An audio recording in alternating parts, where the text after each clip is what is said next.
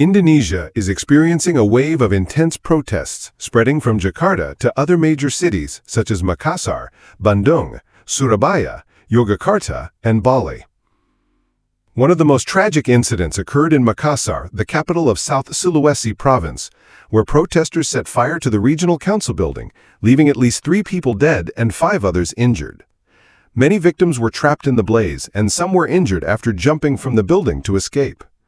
The protests were fueled by strong opposition to a proposal granting lawmakers a monthly housing allowance of up to 50 million rupiah, about 3,000 USD, an amount far exceeding the average income of ordinary workers, Reuters reported on August 30th.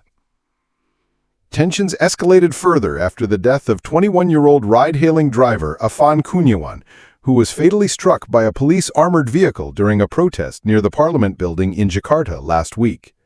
According to the Washington Post, the actions of security forces and Kurniawan's death ignited widespread outrage, forcing President Prabowo Subianto to call the victim's family to express condolences and promise a transparent investigation. At least 7 officers involved have been detained for questioning.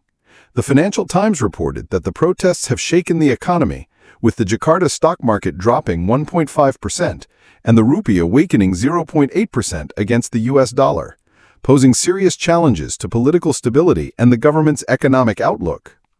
In Makassar, authorities confirmed the victims included 2 council employees and 1 civil servant. 2 died at the scene and 1 later at the hospital on August 30th.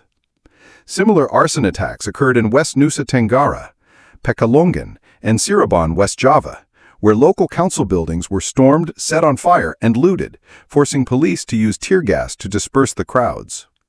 The unrest also spread to the tourist island of Bali, where police clashed with protesters at the provincial police headquarters. In response, the central government deployed police and military forces, with President Subianto ordering a hardline crackdown against destructive acts. Bloomberg reported that foreign embassies in Jakarta advised their citizens to avoid large gatherings amid the prolonged turmoil. Although conditions in Jakarta began to stabilize by the morning of August 30th, authorities still reported around 950 arrests and 25 police officers hospitalized, showing that tensions have not fully subsided. This week-long wave of demonstrations is part of a broader protest movement ongoing since February, rooted in issues such as economic inequality, dissatisfaction with government policies, and the growing role of the military, fueling widespread calls for the president, cabinet, and police leadership to take responsibility.